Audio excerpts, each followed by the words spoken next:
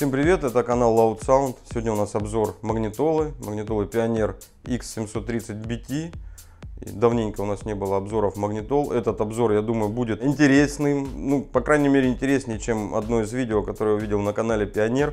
Про канал Pioneer есть несколько интересных фактов. На канале Pioneer 275 тысяч просмотров суммарно. И из них 265 тысяч набрало видео, которое было размещено месяц назад. Это реклама High Power магнитофона 4 по 100 Вт. Если кто-то еще не видел этот трэш, кстати, очень качественно снятый, обязательно посмотрите. Люди очень сильно троллят компанию Pioneer за этот видеоролик.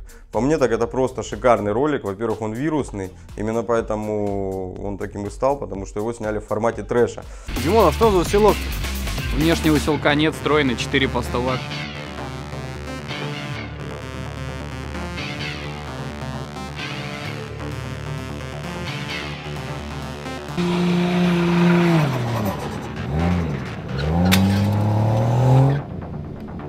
На всякий случай извинюсь перед маркетологом, потому что вдруг он не планировал снять трэш. Возможно, это его восприятие реальности такое искаженное, но получился реально очень веселый ролик. На канале также есть один из самых непросматриваемых роликов, несмотря на длительность, он длится всего 2 минуты.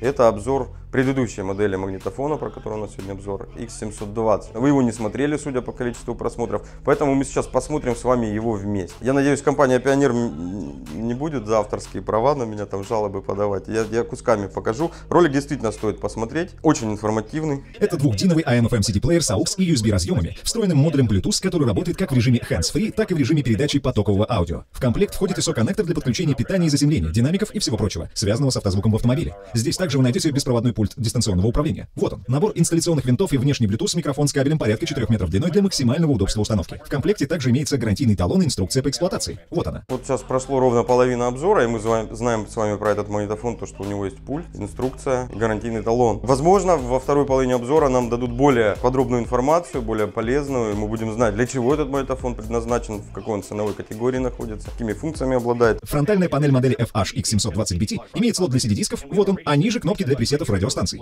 Мы также видим здесь большой и очень удобный регулятор громкости, который также используется для поиска необходимых радиочастот. Кроме того, есть кнопка для Bluetooth, чтобы отвечать на звонки, и разъемы USB и AUX. На тыльной панели FH-X720BT наблюдается вход для подключения AM/FM антенны. На этом моменте вы понимаете, что кто-то только что наглым образом потратил 1,5 минуты вашей жизни. У вас остается всего полминуты до окончания этого обзора. Понятно, что ничего полезного мы уже не услышим. Но мужчина не сдается и продолжает этот обзор, полный искрометного юмора и полезной информации. Сюда можно подключить ISO-коннектор. А вот здесь видны 2 черных разъема. Верхний для подключения Bluetooth микрофона, нижний для вывода управления на руль через специальный адаптер, который необходимо приобрести отдельно. И, наконец, мы видим 2 RCA-выхода предусилителя для подключения фронтальных плюс тыловых акустических систем, либо фронтальных акустических систем плюс сабвуфер. Это был обзор по модели Pioneer FH-X720BT. Оставайтесь с нами. Оставайтесь с ними. Я показал вам этот ролик просто для того, чтобы вы понимали, что вас сегодня ждет не такой обзор. У нас он будет чуть-чуть интереснее, несмотря на то, что это просто обзор магнитолы. Но компанию Pioneer я очень попрошу не судиться со мной за авторские права. Я выложу этот ролик. Возможно, это принесет ему больше просмотров. У нас сегодня, собственно, X730BT на обзоре. Вот он. Херово наехал на него. Надо вот так вот было. Я вот так вот тут стою, говорю, а ты такой вот так. Оп! Понял? Оп, X730BT.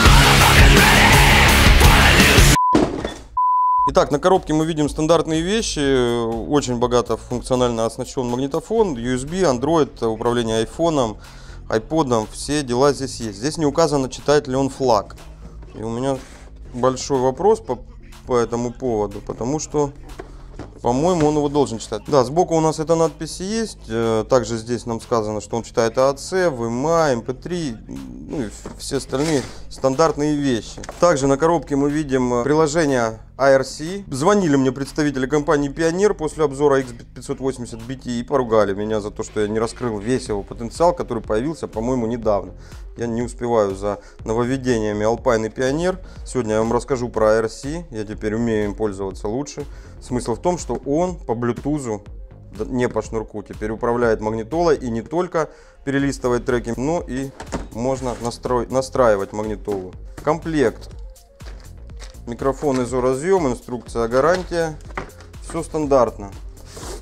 и сама магнитола. Видим большую крутилку, большой экран. Обычный вот дизайн для бюджетного двухдинового магнитофона. Он не показывает мультики. Его предназначение основное — закрыть вторую дырку. В основном в японских автомобилях, где по умолчанию там стоит двухдиновый магнитофон, и вы не хотите там ставить карман. Здесь, в отличие от 720-го, у нас уже 3 пары линеек. Мы также наблюдаем разъем для антенны. Это важно. Наблюдается вход для подключения AM/FM антенны. Видите, да, разъем для антенны? Посмотрите еще раз, он есть. И 2 разъема для микрофона и управление на руль выносного, ремонт контрол. Вот, собственно, все.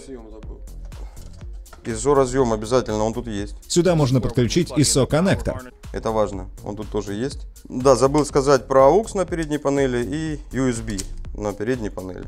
Очень удобно. Обзор бы у нас получился вот такой же скучный, как у компании Pioneer, но у нас есть 2 преимущества, которых нет у компании Pioneer. Первое — это Кузя, который меня сейчас снимает.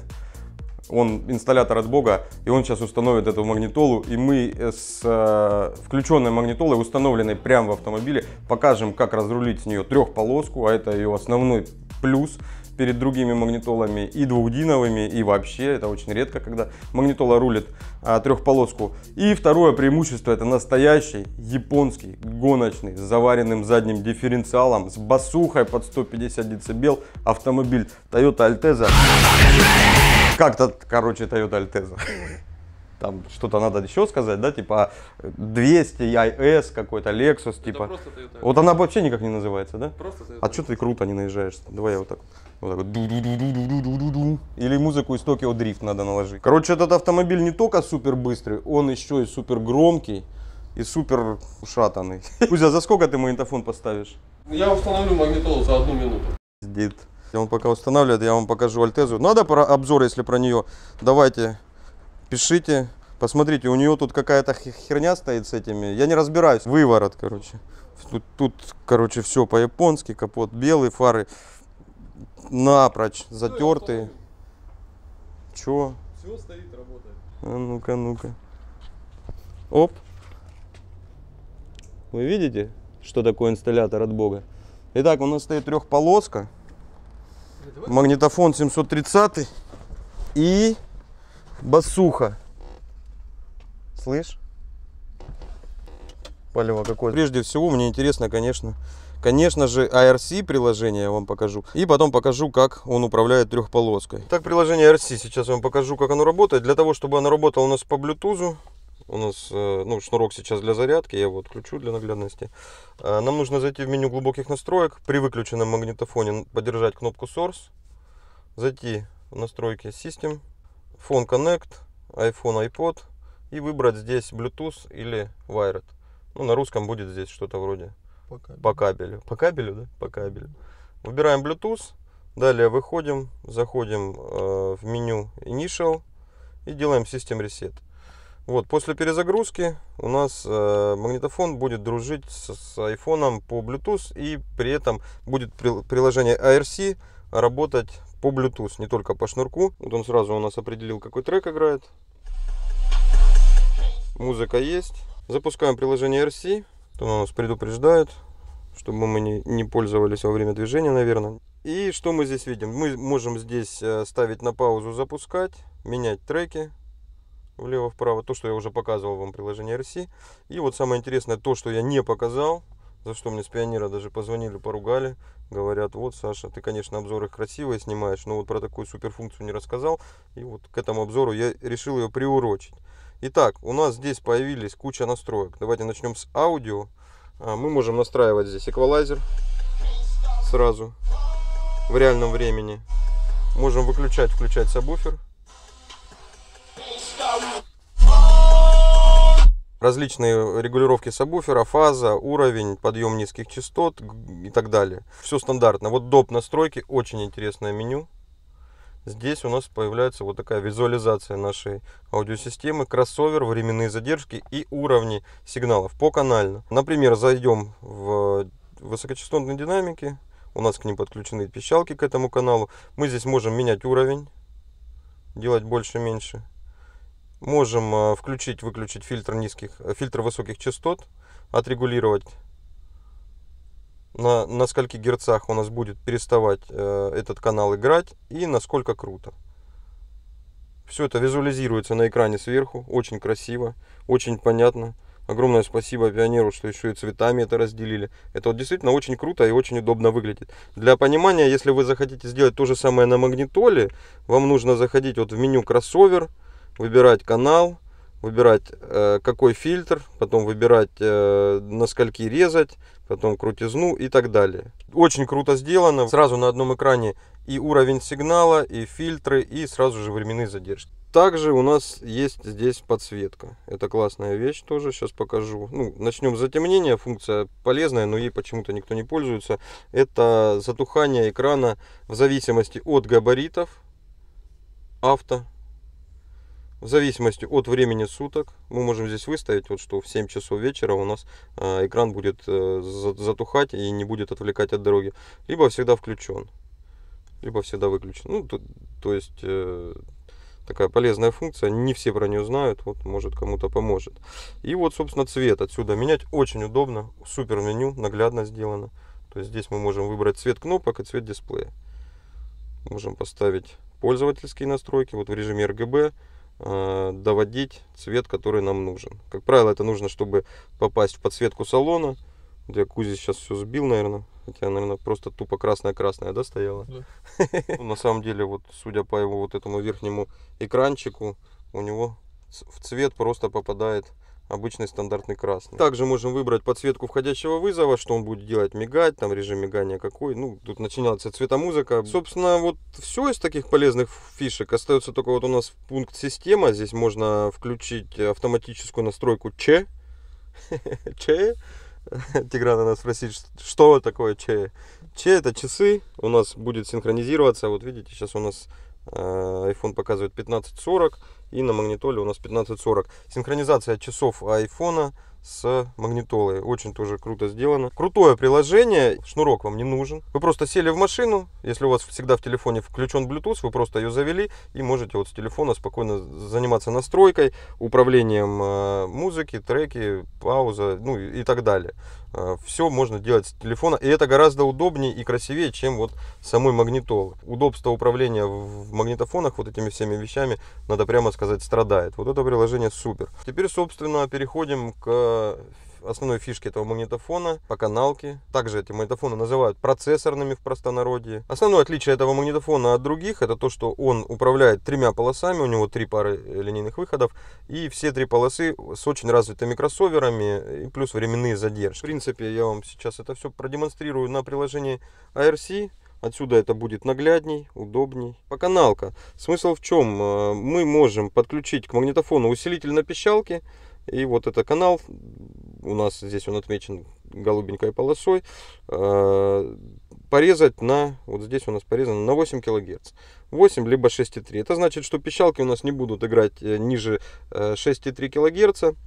Они не сгорят, мы сможем подать на них максимальную мощность. Если мы захотим еще громче, мы можем 6,3 поднять на 8, дать еще больше громкости. При этом вы понимаете, что чем выше мы поднимаем этот параметр, тем меньше пищалка играет низких частот. Соответственно, тем больше мы можем сделать уровень высоких частот. Сабвуфер. Самая левая полоска, это желтенькая вот у нас полоска замигала. Мы можем отрегулировать также фильтр. Насколько у нас 50-63 Гц. Визуально у нас полоса двигается, то есть мы видим, что мы меняем. Далее крутизну можем поменять. И на сабвуфер она довольно такая внушительная здесь. До 36. И также временную задержку можем поставить на сабвуфер. И мидбас. Мидбас у нас чуть посложнее все. Эта полоса, в отличие от сабвуфера и твиттеров, подрезается у нас с двух сторон. То есть сабвуфер мы можем подрезать только сверху, твиттер мы можем подрезать только снизу, а полоса для мидбаса, либо для середины, либо и для того, и для другого, у нас имеет фильтр и высоких частот, и низких частот. Соответственно, мы к ней можем подцепить мидбас и среднечастотник. Как это сделать? Мы этот канал подключаем в 4-канальник. Подрезаем этот канал снизу здесь на магнитофоне. Вот здесь порезан на 200 Гц, например. Это высоковато, не знаю, сейчас будем Кузю за это ругать. Я режу обычно ниже. Или это я уже накосипорил? Нет, это я. Короче, Кузя любитель убить уши с серединой. Смысл в чем? Эту полосу дальше мы можем подрезать сверху на усилке. Тот канал, на котором висят мидбасы.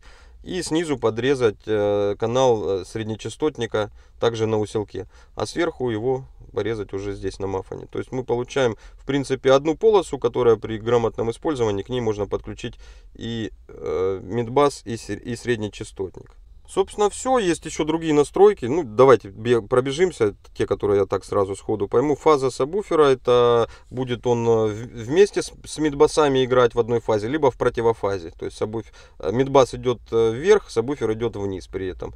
Это делается, ну, такая очень грубая временная задержка. В принципе, не заморачивайтесь. Можно не этот. Уровень сабвуфера, подъем НЧ, видимо, бас-буст. Громкость, это loudness, так перевели. Вот, тон компенсация. Автоконтроль уровня, это, видимо, ASL, то есть от скорости громкость меняться будет. Регулировка уровня источников, это параметр SLA, всем привычный. Относительно радио, какая громкость у вас будет. То есть вы переключаетесь с радио на USB, и у вас, допустим, слишком тихий сигнал. Вы берете, делаете его на +4, как вот стоит в этой аудиосистеме. Микшер, баланс, тут все понятно. И это, кстати, посмотрите, как здорово управляется. Да, по канальном режиме у нас, что он делает? Он ничего не делает. Он возвращается. Кузя правильно внимание обратил, я сразу не подумал, как может быть фейдер при поканальном режиме. У нас нет перед-зада, у нас перед это твиттеры, зад это там мидбасы середины. Вот что он делает, он, видите, автоматически отщелкивается обратно на центр. У нас фейдера нет. Вот. Ну, а вот этот кружок возвращает нас в центр. Очень удобно. Сохранить, загрузить, сохранить настройки. Сохранить настройки? Я думаю, не надо. А мы ничего не сбивали. Да, а давай сохраним. Да, все. Ты что, не любишь рисковать? Вот Кузя суперсложные настройки. Просто он настраивал этот магнитофон на 2,5 года. Я это сделал за 20 минут. И поэтому он сыт. И чтобы этот обзор совсем был не унылый, мы сейчас включим вам эту пятнашку. Экспериментальный сват с экспериментальной 1,5 киловаттной, что это, Альфард, да? Да. Один из первый Магнум. Это Магнум. Первый экспериментальный Магнум, Кузя нашел у нас его в магазине, выморозил, кинул в машину, ездит, кайфует с 1,5 киловатт в пятнашку 4-дюймовую заливает. Сейчас я вам это все включу, но сначала выводы по магнитоле. Итак, выводы по 730-му Пионеру, это тот же 580, он был у нас на обзоре недавно. Отличное головное устройство из бюджетных, то есть это на данный момент самое бюджетное процессорное устройство, не считая его младшего собрата, 580-й Пионер, который в однодиновом форм-факторе выполнен. Этот может пригодиться, если вы не хотите ставить кармашек, ну, больше для эстетики. Плюс у него больше экран, больше крутилка, он удобный на самом деле. И отдельно стоит сказать про приложение RC, действительно удобная штука. Понимаю теперь возмущение компании Pioneer. Вот они сказали, что вот показал, что это просто play stop и так далее. Приложение намного богаче функционально и действительно живая графика, очень интуитивно понятно на одном экране регулировка и уровней сигнала, и кроссовера, и крутизна, характеристики затухания. Ну, выполнено очень круто все. Если кто-то до сих пор не понимает иерархию, сейчас, если абстрагироваться от других производителей, у нас топовое головное устройство на рынке это 99-й Пионер. Попроще идет 80-й с 3 ЦАПами. Отличное головное устройство. Но оно порядка 20 тысяч стоит. Все еще как бы дороговато. Подешевле 580-й и вот двухдиновый собрат 730-й BT. У конкурентов есть похожие вещи. Позже будут про них, наверное, тоже обзоры. Вот сейчас я вам показываю этот магнитофон, потому что вот в принципе из двухдиновых процессорных вот этот самый доступный, из однодиновых 580-й. Угу. Сейчас мы покажем вам 15. Слышишь? Ты это палево так и не убрал, Кузя. Ты ж типа поставил магнитофон по-быстрому. Да я думаю, люди догадались, что ты не такой крутой инсталлятор, по тебе видно. Так, а SAP у нас не видно, вот пятнашка у нас Loud Sound. Ну это SAP, который в единственном экземпляре существует. Труба на какого-то сечения, на сколько-то герц, да? Открой багажник. Слышь! Его реально не поднять. Вот смотрите, как он крепится. Оп. Если нужно обзор про эту тачку, пишите Кузе в Инстаграм. Типа, уговори Сашу снять обзор. Я не хочу снимать обзор. Вот что про нее снимать? Что у нее дифференциал завален, что у нее басуха под 150 децибел, что у нее выворот колес, трехполоска, да, что она японская. Ничего интересного. Слышь, а если вот это я сейчас вытащу, мне руку отдавит нахер, да? А ну давай попробуем. Давай, Кузя. Что А он сильно хлопает, ничего не сломается? Ну, как хлопает.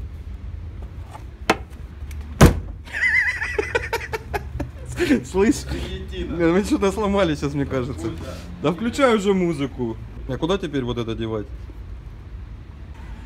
Это совсем скучно называется. Совсем нет работы, да? Попрыгай. По-братски, приезжайте к Тиграну, сделайте что-нибудь. Гляньте, они что делают. Нет, я не настолько дол. Давай искать. Что ты хочешь? Включай только ненадолго. Кстати, есть факт интересный об ателье Loud Sound. Вот Тигран, видите, Сережа, это армяне. А вот Кузя, единственный тут русский, он больше всех на армяна, да, похож? Хотя, кто его знает? Я на чеха похож. На чеха? Не льсти себе. Все, да, ничего, здесь все сломалось. У Тиграна связи нету, Wi-Fi не работает. Это, короче, малазийский магнитофон, китайский телефон, японская машина. Все это не дружит просто.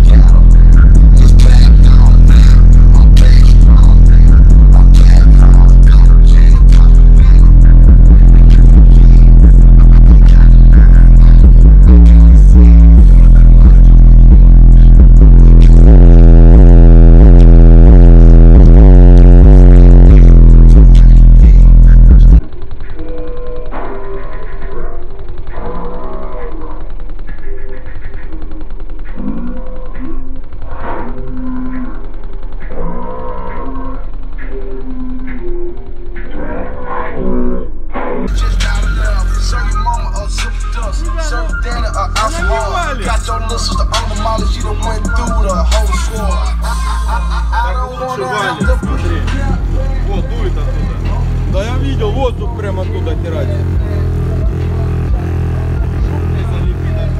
Вот тебе японская машина, да? Да, картонка. Короче, вы поняли, что в Loud Sound могут из обзора обычной магнитолы сделать увлекательное и познавательное и развлекательное видео.